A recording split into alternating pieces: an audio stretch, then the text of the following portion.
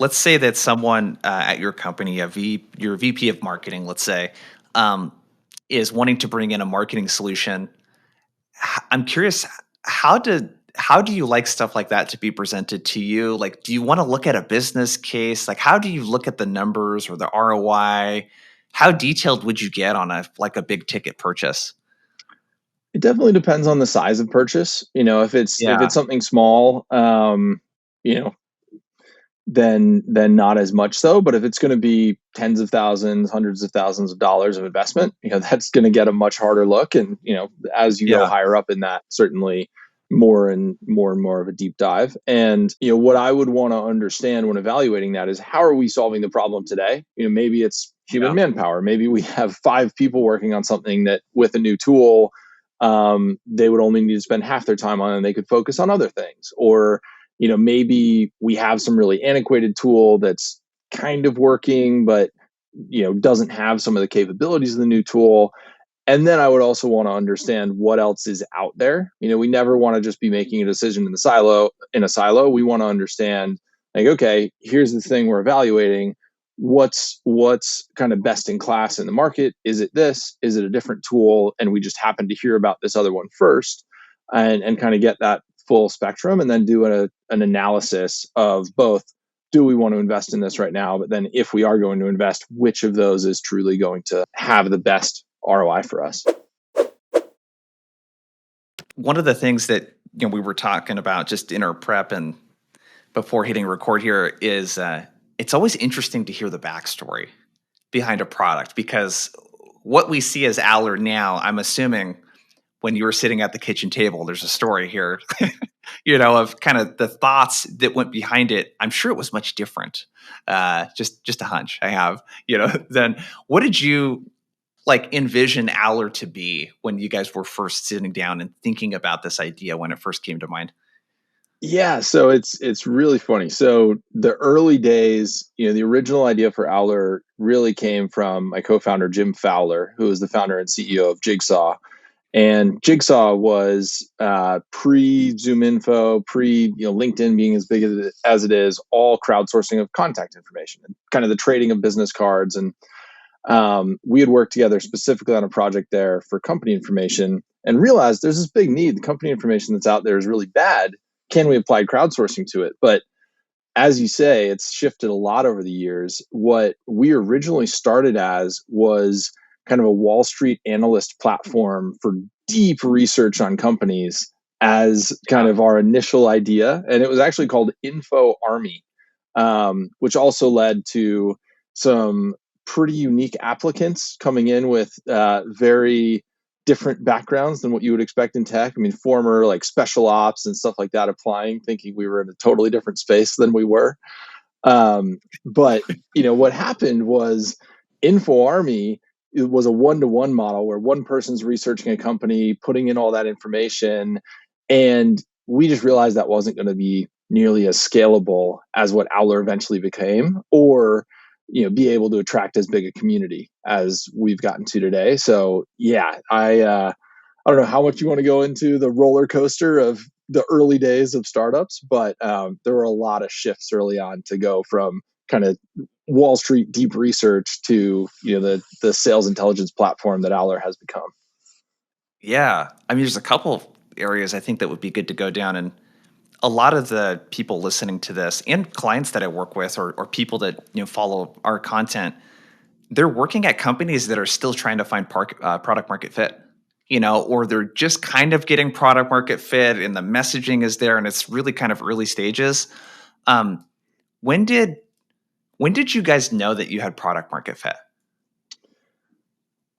Yeah, it's an interesting question because we actually didn't focus on revenue for a really long time. So I'm a big proponent in the early stages for finding product market fit of actually charging money and not just giving things away for free, because Yeah. there's a big difference between someone saying, "Oh yeah, I'd buy that," and sure, that sounds great. I love that functionality, versus, "Hey, here's my credit card information," or "I'm going to sign on the dotted line," and have that be a real commercial relationship where money is changing hands. And so, because we didn't focus on revenue for so long, I think that actually made it take us longer to get to that point. And so my advice to early founders is start charging early. And the best way to know product market fit in my mind is if someone's actually willing to pay you for something.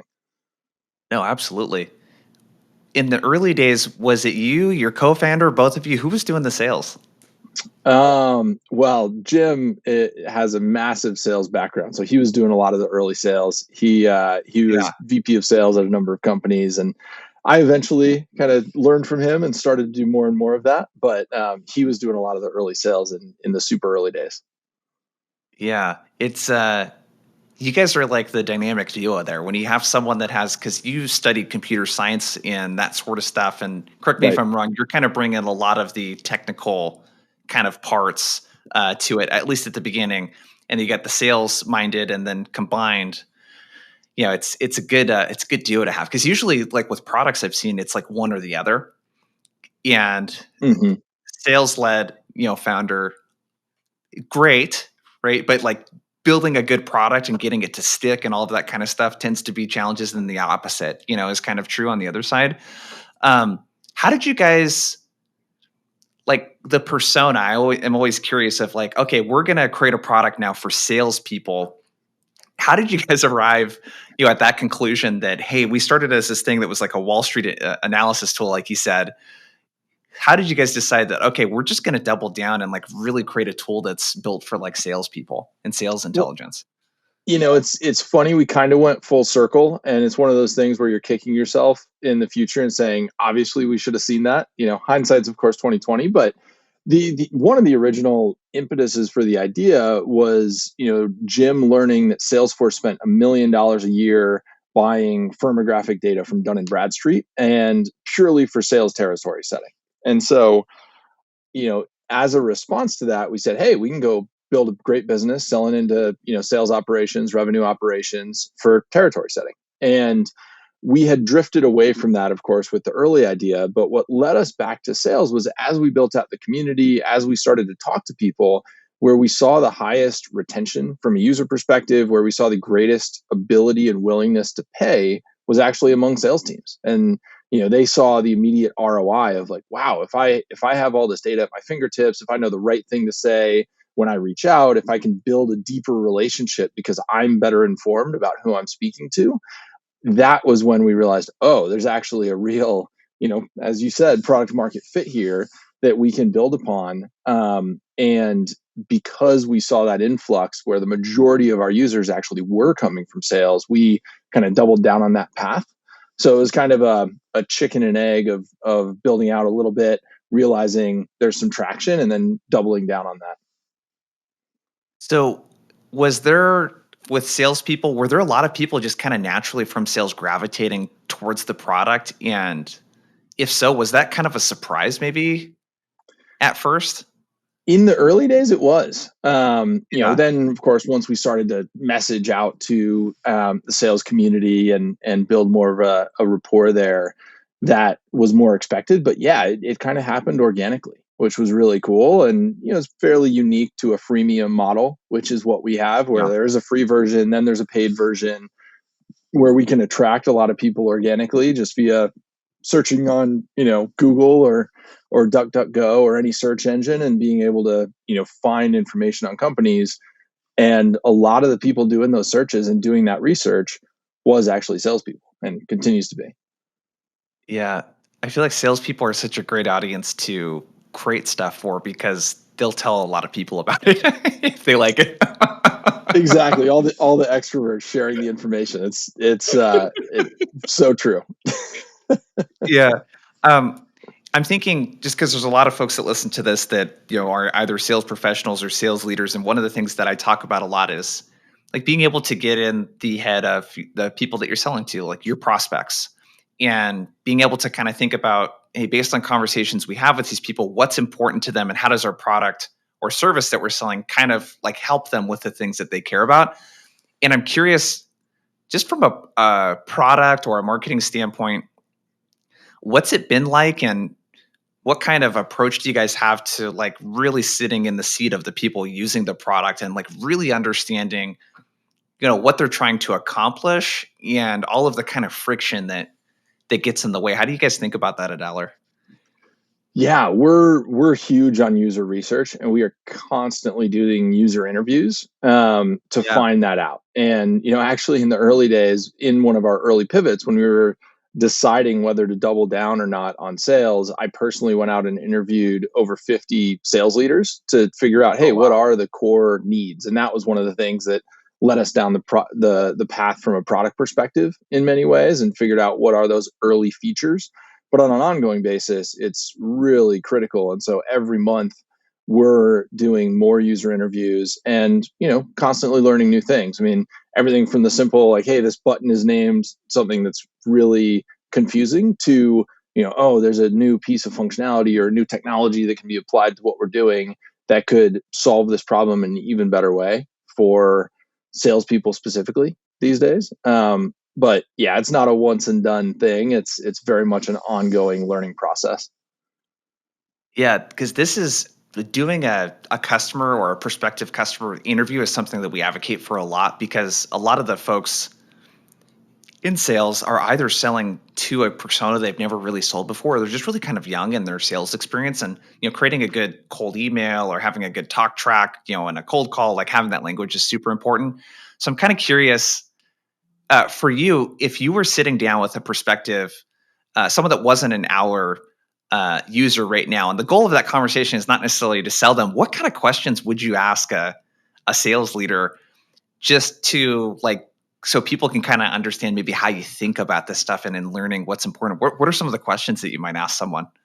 Yeah, I mean, starting from really the base level, as simple as, like, how do you spend your time on a given day? Pick a day during the week. What are you spending your time doing? Because Owler's goal is ultimately to save people time, and that started from eliminating research to now integrating tooling into CRMs and Slack and Microsoft Teams, and all of that came from essentially a lot of these conversations and simply asking, how, hey, Jason, sales leader, how are you spending your time throughout the day? And we started to see these trends of, like, wow, people are spending 3-4 hours doing research. There has to be a better way to do that.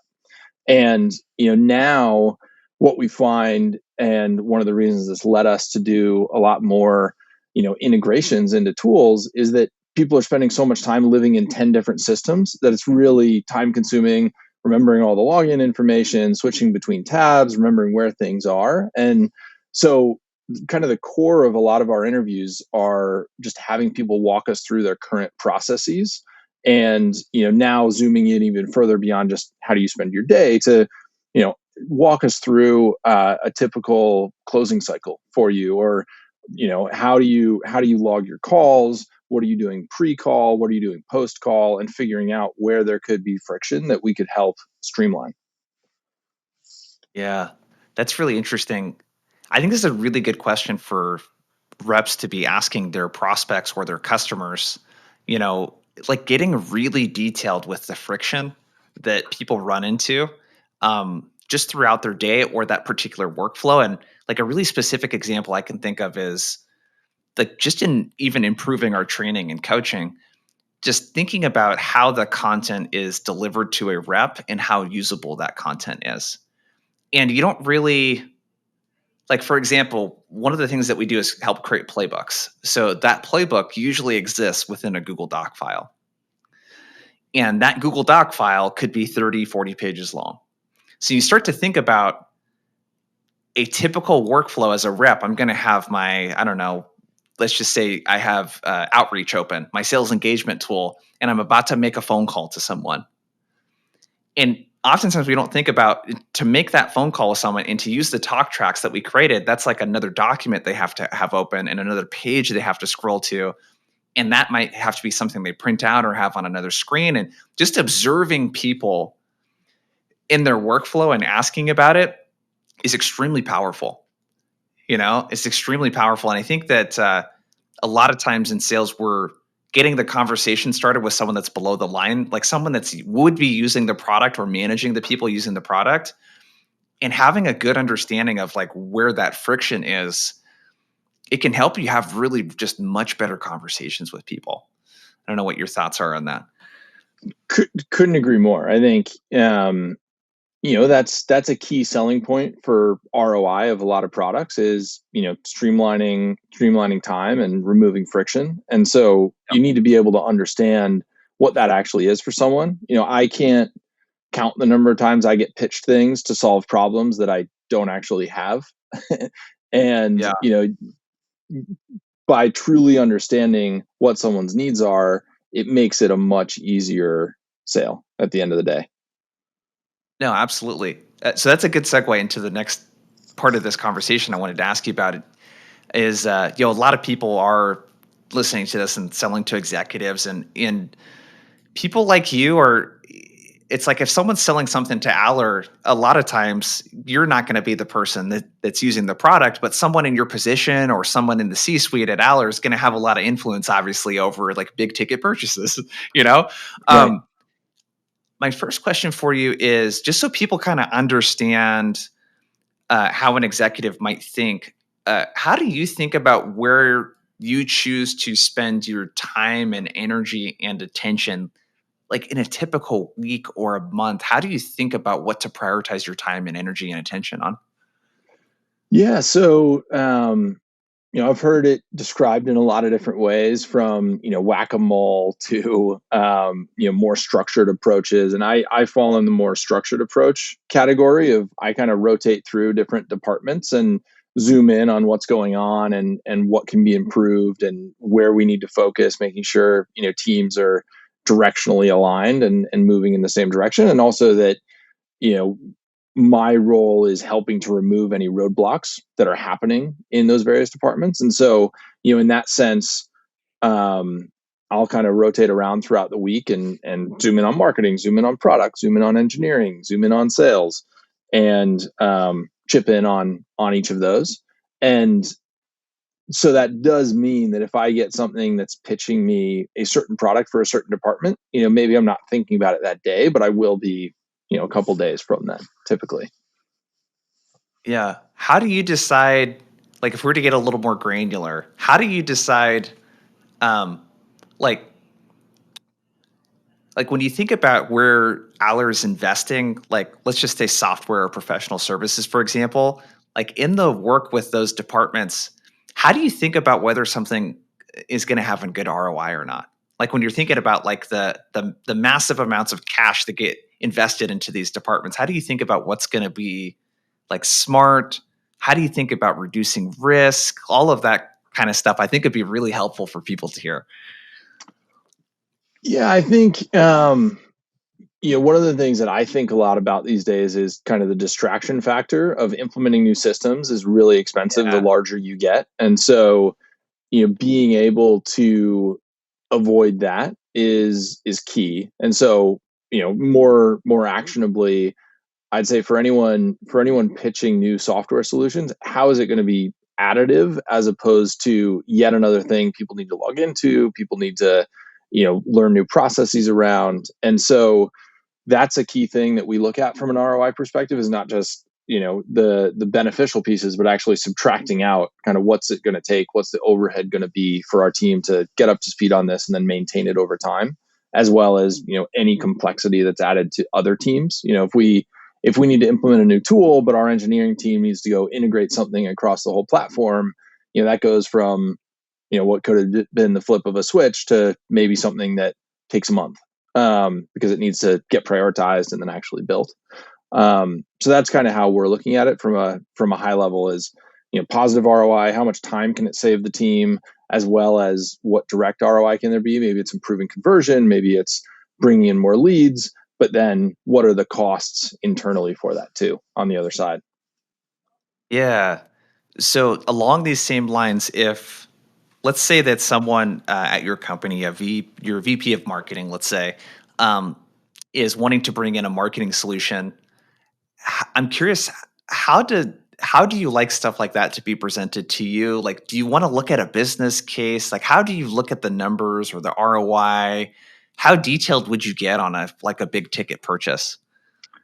It definitely depends on the size of purchase. If it's Yeah. something small, you know, then not as much so. But if it's going to be tens of thousands, hundreds of thousands of dollars of investment, that's going to get a much harder look. And as you go Yeah. higher up in that, certainly more and more of a deep dive. And um, what I would want to understand when evaluating that is, how are we solving the problem today? Maybe it's human Yeah. manpower. Maybe we have 5 people working on something that with a new tool, they would only need to spend half their time on, and they could focus on other things. Or, maybe we have some really antiquated tool that's kind of working, but, doesn't have some of the capabilities of the new tool. And then I would also want to understand what else is out there. We never want to just be making a decision in a silo. We want to understand, like, okay, here's the thing we're evaluating. What's kind of best in class in the market? Is it this? Is it a different tool? And we just happen to hear about this other one first, and kind of get that full spectrum, and then do an analysis of both. Do we want to invest in this right now? But then if we are going to invest, which of those is truly going to have the best ROI for us? Yeah. How do you take in consideration, um, like if you're looking at a couple different solutions, let's say that really the products are very kind of similar, you're probably getting the same thing.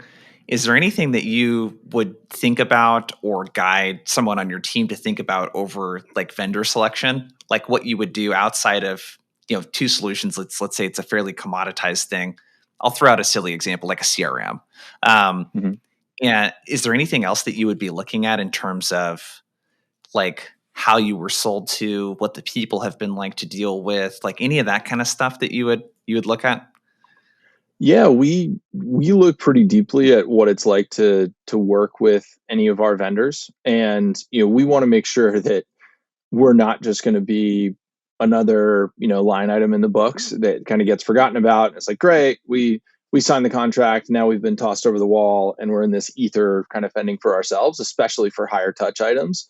We want to make sure that there's going to be the service and support, and maybe we can call up the rep even that we worked with, and ask questions if we need to over time. Or we're going to have some dedicated account support to make sure that we're not going to be wasting a lot of time spinning our wheels, especially as we get up to speed on a product. And often you can tell that from how you're sold to. In my experience, where yeah, I can think of a concrete example, and I will not name names, but we were sold an analytics solution, a number of years ago, and great sales process, awesome first year. We loved the product, and a year in, they came back and tried to triple the price on us. And that really gave us a sense of how we were valued as a customer. Of our usage hadn't tripled, our usage was the same. I mean, there was no justification for the price increase aside from what it felt like to us of just being a number in the books, and that they were trying to squeeze more out of. And a tripling in price is obviously especially significant, and we were still an early stage startup at the time. And so as a result of that, we looked elsewhere, and that has always stuck in my mind, even in the early processes of, are we just going to be another number? Are we instead going to be able to view this mutually as a partnership and really work together on the vendor client relationship going forward? Because that's ideal for us. We like to work really closely with everyone that we're partnered with. Yeah.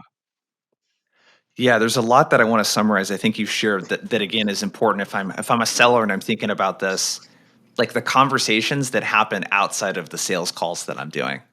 It's like the stuff that happens afterwards, in between the sales calls. And what I heard is a couple things. The distraction factor is interesting. It sounds like for you, a lot of what's really important is you're thinking this tool sounds really great, but how long is it going to take to implement? What distraction is that going to create for my team? Because that will take away, even temporarily, from other stuff. Like we're Right. implementing HubSpot, and I have a tiny company, dude, right now. Yeah. It's like me, one other full timer, and then like four kind of full time virtual assistants, and it's just a nightmare in like my week right now. you I know, bet. and that's just like I can't imagine what that's like across hundreds of people or thousands of people. So the distraction factor, you're thinking constantly of, will what we're doing remove roadblocks from my team? How do I free them up, make their job easier, et cetera?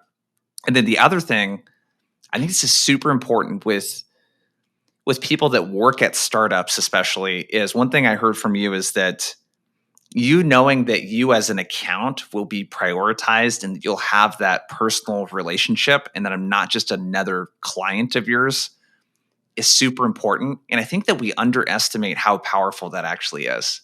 Because if you're at a smaller startup selling against someone that's way bigger than you, that is actually a really good selling point. That we don't have 1,000 clients. Like, you're going to get a lot of FaceTime with a lot of the leadership on our team, and you're going to be a big part of the product roadmap.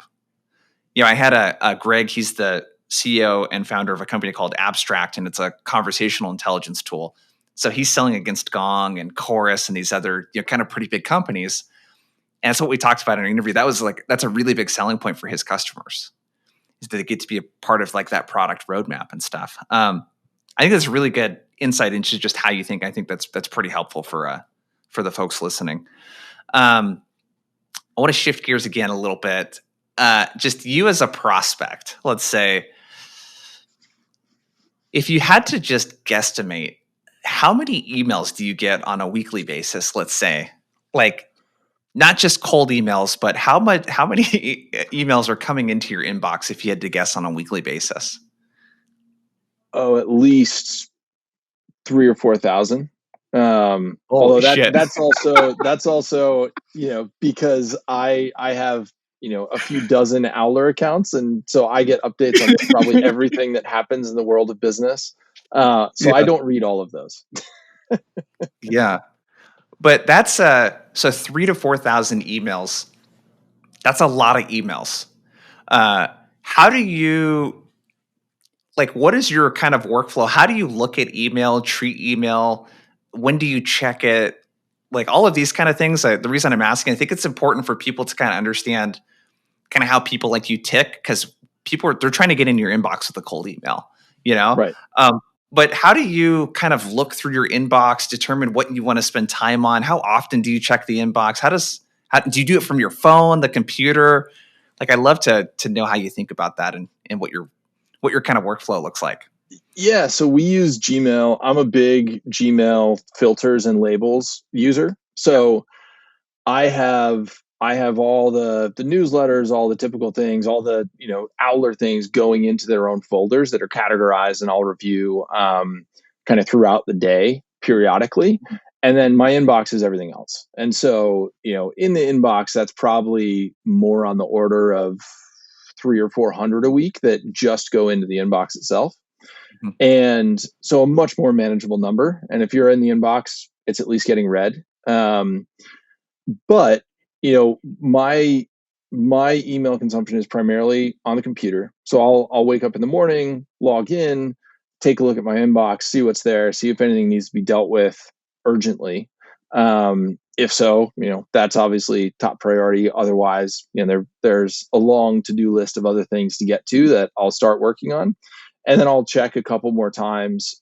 Usually, kind of late morning before taking a break for lunch, also later afternoon, and then I'll usually check later in the evening as well. And all of those are on the computer, checking in. Is anything urgent, taking priority over anything else ongoing? Great, I'll take action on it. Otherwise, um, it'll kind of get dealt with later in the day, kind of in that later time period.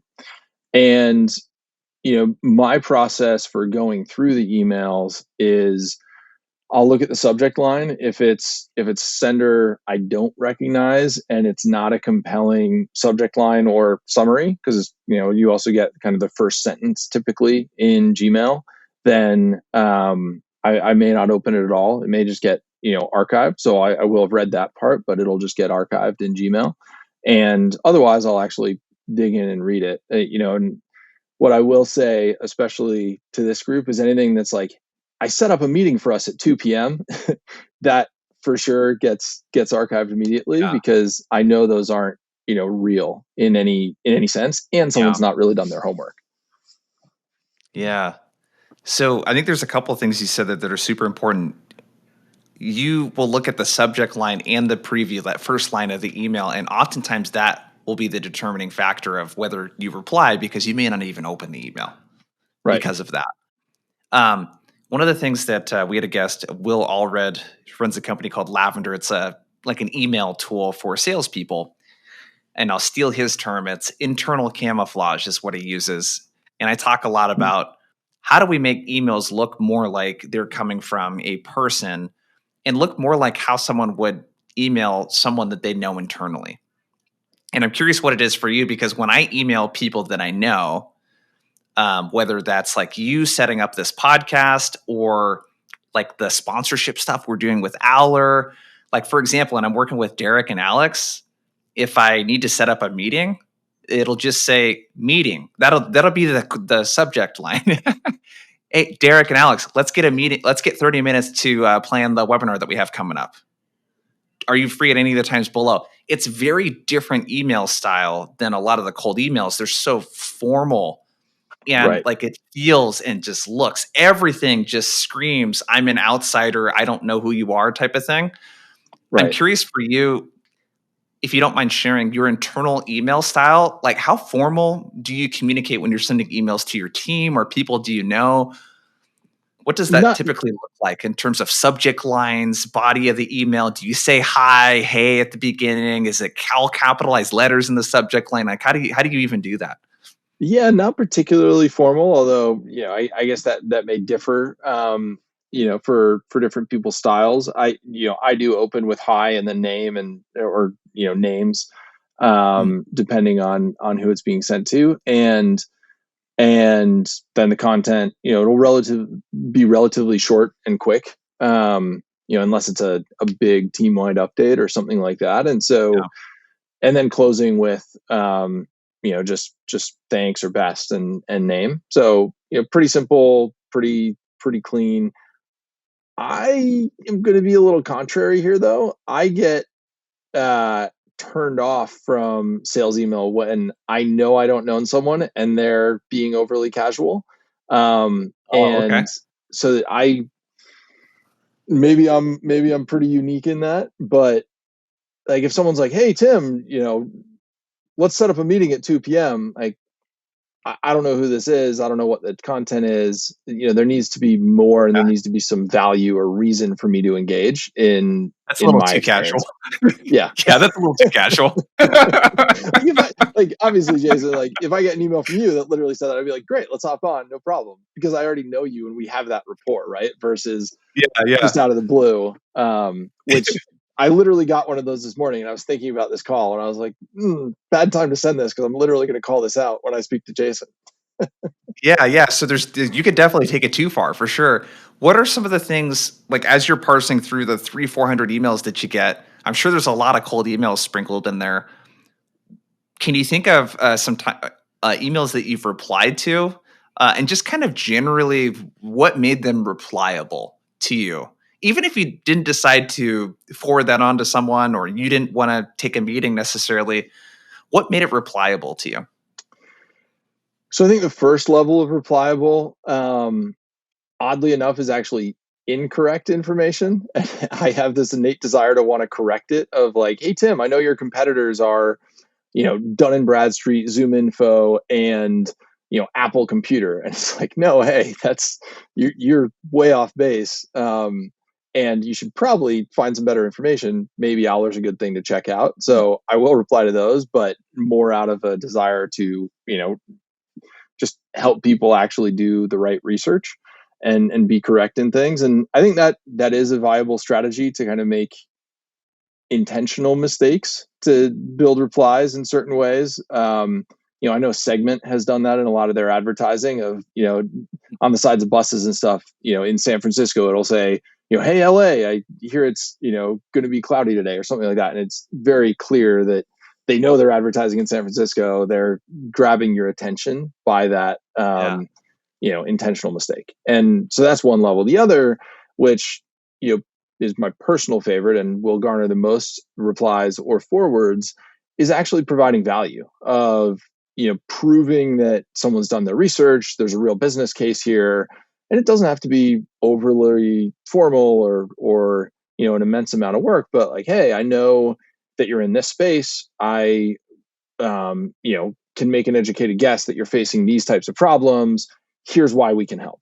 And, here's a business case, or here's why one of your competitors, or maybe not even competitors, but someone else in your space has leveraged our technology or our solution to help with this. That becomes a lot more interesting, because it's like, okay, this is going back to building a relationship and knowing that the vendors you're working with are willing to do that. That's the first step in building that trust, right? It's like, okay, this isn't just going to be, one of 1,000 duplicated emails. This is going to be, a partnership if we end up pursuing this together. Yeah, so well researched. There's just no question that this was meant for you. Some sort of clear, hey, people like you that we work with, or people that we're seeing are experiencing some of these challenges. If you are, here's how we might be able to help. Some sort of actual customer story, something like that. Um, Love that. The incorrect info is an interesting one. That's the again. This is from Will. I learned from him. He calls them unsure towns, and they actually found in their platform that the reply rates when you use those are about 3 to 4 times higher when you say stuff like, "Hey, Tim, correct me if I'm wrong, Right. but it looks like you're competing with Zoom Info and whatever the other companies were that you dropped." Apple Yeah. would be a really weird one to drop in there. Um, Right. uh, hey, correct me if I'm wrong. I might be mistaken, but like, Mhm. did I get this wrong? Question mark. Like stuff like that where you're inviting yourself to be corrected. What I'm hearing for you is that that actually you like to do that. you, Yeah. you Well, like to correct. I mean, it also shows that someone can be worked with, as opposed to like, hey, I know yeah, everything, and here's why you must buy my yeah, solution, which yeah, yeah. is much more collaborative, which I appreciate. No, I love that. So outside of email, do you ever pick up cold calls? Do you ever respond to LinkedIn messages? What other channels do you typically respond on? We're giving people the playbook to like cold Hey, outreach here.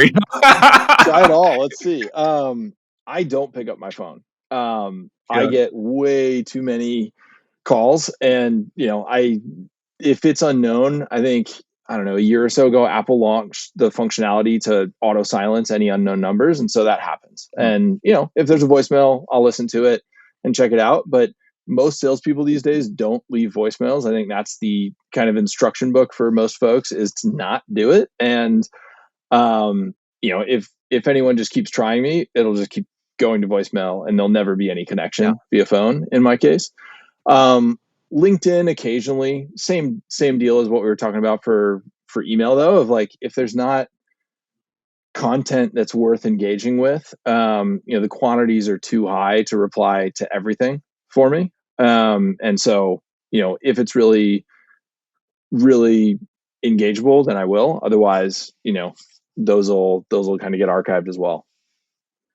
Yeah. So I think you mentioned something very important there too, is that you will at least click play on most of the voicemails that you receive just to see what it's about, and you might delete it real quick. But do you have like voicemail transcription, visual voicemail or whatever it's called set up? Yeah. Yeah, I was Um, gonna say, it's not always clicking play. It might just be reading that snippet. yeah. So what's really interesting, there was some data, I'm forgetting who it was, but it was somewhere around 80% of voicemails get opened. They don't always get listened all the way through, but they get opened.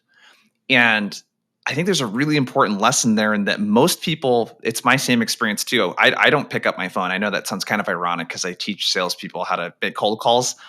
Phone is not the place to reach me, and neither is LinkedIn, even though I'm very active on there. It's email. It's just easier to manage. Um, but I will always check voicemail. I will always read the transcription. I'll always do that. Every single voicemail that I get will always get that amount of attention. And I think it's a really underrated play for a rep to leave a really good voicemail.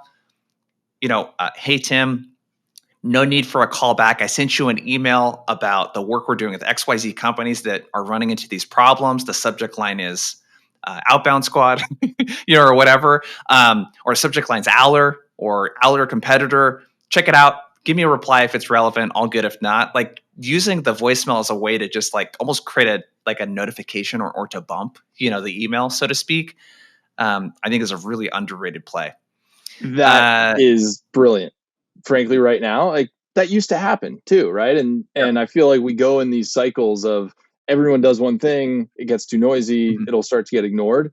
I haven't gotten a voicemail like that in years at this point. That would definitely catch my attention. Yeah, you can do it in 20 seconds. Be super short. It'll show up as maybe 3 sentences in the visual voicemail transcription. Um, we're out of time. This flew by. I think there's some really good insight into just sort of how you think about bigger kind of ticket purchases and like the thinking behind them that's really helpful. And then also just you as a prospect. I think it's really important to understand, hey, when you send a cold email to an executive, you're one of like several thousand emails that they're getting that week. Just keep that in mind, and being really just obvious. I always say, make the implicit explicit. Be really obvious about why you're reaching out and why you see a potential fit. Um, but this has been great. Any place that people can go, like where can people go to check more information out about Owler, about you, all that other kind of stuff if they want to learn more? Yeah, so Owler, just owler.com, Owler. And I'm on LinkedIn, and also via email, or hit me up on voicemail, as see if anyone takes that play.